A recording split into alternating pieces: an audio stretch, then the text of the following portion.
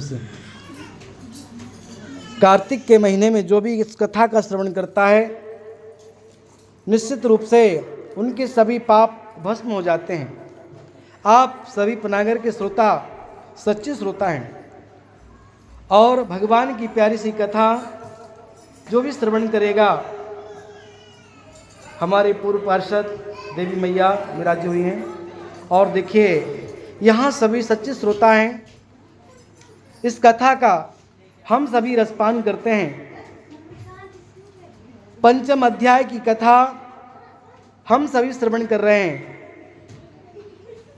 कहते जो कथा सुनता है या दूसरों को सुनाता है उनके सभी पाप भस्म हो जाते हैं और बाबा की कृपा उन्हें प्राप्त होती है। ये गोविंद हैं, ये बनवारी हैं, सबकी मनोकामनाओं को ये पूर्ण करते हैं और सबकी रक्षा करते हैं। ये बांके बिहारी हैं। महाराजा दशरथ ने रंगनाथ का पूजन करके मोक्ष को प्राप्त हुए। भिल्ल लकारा केवट के रूप में 9 दिन तक राम कथा श्रवण किया, वैकुंठ को प्राप्त किया। और ऐसी मरुद्ध नाम के राजा थे, बड़े ही सत्यवादी थे और उन्होंने बड़े प्रेम और भाव के साथ,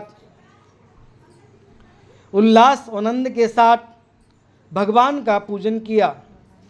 उसी समय आनंद में विभोर होकर के और भगवान संत के रूप में पहुंच जाते हैं।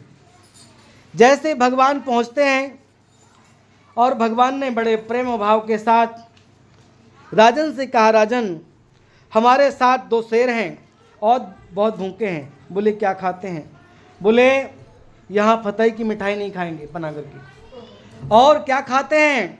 बोले कमानिया गेट की मिठाई नहीं चलेगी, यहाँ सामने लस्सी है वो पान भी नहीं चलेगा, यहाँ गन्ना या यहाँ के जो बड़े बड़े मूरे और बढ़िया सब्जी ये सब नहीं चलेगी। क्या खाते हैं? बोले जानवर तो मांस खाता है और तुम्हारा एक ही पुत्र है मकरध्वज, उसका दाहिना भाग काट के दे दीजिए। उन्होंने कहा सब कुछ ले लीजिए, मेरा एक ही पुत्र है, मत काटिए। उन्होंने कहा पुत्र को रोज ले जा कर के पिता उंगली पकड़ कर मंदिर ले जाते थे और मात पिता गुरु प्रभु की वाणी बिना विचार करे शुभ जानी। माता पिता की बात यदि जो व्यक्ति मानता है, बिना विचारे कर लेता है, वो सफल हो जाता है।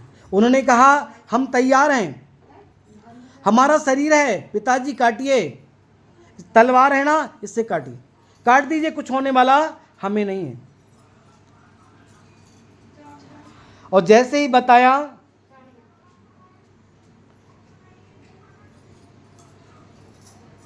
तैयार हो गए। माता पिता ने अपने हृदय में पत्थर रखा और जैसे ही पत्थर रखते हैं तलवार से दाहिना भाग काटा। माता पिता तो नहीं रोए, वो बालक रोने लगा और गुरुजी ने शर्त रखी थी माता पिता या पुत्र कोई भी रोएगा तो शेर नहीं खाएंगे और तुम्हें श्राप लग जाएगा। वह बालक छोटा सा 5 साल का कहता है ढोर भी मरता है तो उसका चमड़ा काम पर आता है, पर मानव के मरने के बाद व्यक्ति किसी काम पर नहीं आता। कहते मान मेरा कहना नहीं तो पछताएगा, मिट्टी का खिलौना मिट्टी में मिल जाएगा। ये अहंकार, ये अभिमान, ये सब यहीं रह जाना है। इसलिए हमको अहंकार नहीं करना चाहिए, अभिमान नहीं करना चाहिए, भगवान से लगन लगाना चाहिए। देखिए जो भी बात करेंगे ना उनकी वो पूरा इसमें कवरेज होते जा रहा है, जो भी बात करेंगे, है ना। और माताएं तो खाए बिन मान सकती हैं पर बोले बिन नहीं मान सकते, है ना। ये बात सबको पता है। ये देखो ना पार्वती नहीं मानेगी, उसको बोलना ही बोलना है। बोल वृंदावन बिहारी लाल की जय, राधा रानी सरकार की जय। वह बालक भगवान से कहता है प्रभु हम इसलिए रो रहे हैं, ये शरीर आधा किसी काम पर नहीं आएगा, इसलिए रो रहे हैं। और रोते रोते कहते हैं अब सौंप दिया इसो जीवन का सब भार तुम्हारे हाथों में है, जीत तुम्हारे हाथों में और हार तुम्हारे हाथों में। अब सौंप दिया इस जीवन का सब भार तुम्हारे हाथों में है, जीत तुम्हारे हाथों में और हार तुम्हारे हाथों। हे प्रभु, हम इसलिए रो रहे हैं कि हम पूरे शरीर को दान करना चाहते हैं। आप आधा क्यों मांग रहे हैं? दाहिना भाग शुभ माना गया है। ओ मेरी मैया, अभी बात कर लेना, मैं नहीं मानूंगी, हमें पता है यहाँ लाइव चल रहा है और आप लोग बात करेंगे ना तो ये मैया देखो बात कर रही है, इस मैया से कहेंगे इसके बाद आप ही कथा सुना रही। बोल सत्यनारायण भगवान की। देखो हम बार बार कह रहे हैं कि माताएं बिन बोले नहीं रह सकती, खाए बिन रह सकती हैं, पर यहाँ की मैया बहुत अच्छी है, यहाँ तो बिल्कुल शांत सुन रही हैं और इसलिए बस 5 मिनट का समय मैया ना बोलो चल जाएगा काम, है ना, इसलिए बोल चद्दर ना मानेंगे। बोले वृंदावन बिहारी लाल चद्दर वाली देवी की जय। देखो ये लाइव चल रहा है, मैया बोल रही है, आइए देखिए बड़े प्रेम से, बस 5 मिनट का समय ना बोलेंगे तो चल जाएगा काम आपका। सिर्फ 5 मिनट का समय आप लोग दे दें, हम भी चाहते हैं कि आप लोग फ्री हो जाएं, हम भी फ्री हो जाएं। आप लोग सच्चे श्रोता हैं, इसलिए आप लोग बड़े प्रेम भाव के साथ कथा श्रवण कर रहे हैं। वह बालक की वाणी सुनकर के भगवान गदगद हो गए और पहले भी शिव जी ने प्लास्टिक सर्जरी करी थी गणेश भगवान की, ऐसी प्लास्टिक सर्जरी कर दी और बालक को परिपूर्ण कर दिया। भगवान जो चाहें वो कर सकते हैं, हम तुम कुछ नहीं कर सकते हैं ना। आप लोग बहुत अच्छे हैं, अच्छे मन से कथा श्रवण कर रहे हैं और 2 बोल भी कान में चले जाते हैं तो हमारा यह लोग परलोक संवर जाता है। इसलिए कथा हमें श्रवण करना चाहिए, कथा सुनने के लिए बनाई है। कई बार हम कथा में बैठ जरूर जाते हैं पर मन मेरा बड़ा चंचल है, कैसे तेरा भजन करूं, जितना भी इतने समझाता हूं उतना ही मचलता। आप मैया आप तो बहुत अच्छे हो, आप नहीं बात करते। बहुत से लोग हैं जो बात करते रहते हैं, आप लोग तो बहुत अच्छे हैं, आप लोगों के लिए तो बहुत बहुत धन्यवाद, है ना। और बस 2 मिनट का समय आप लोगों से लेना चाहते हैं।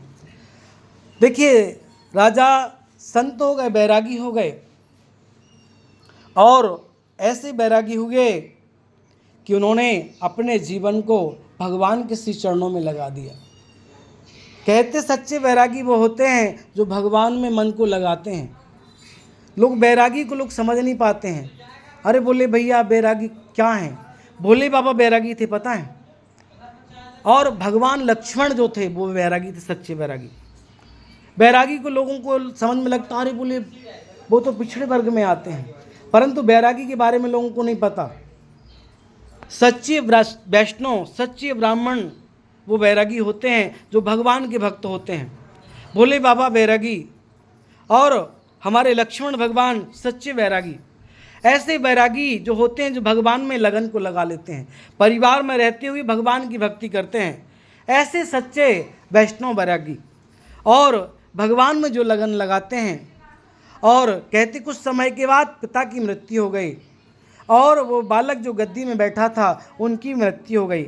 दूसरे जन्म में वही स्वयंभू मनु हुए जो आज हम सभी मनु की संतानी मनुष्य के रूप में जाने जाते हैं। और वही मनु श्रीमद्भागवत की कथा सुनकर के मोक्ष को प्राप्त हुए।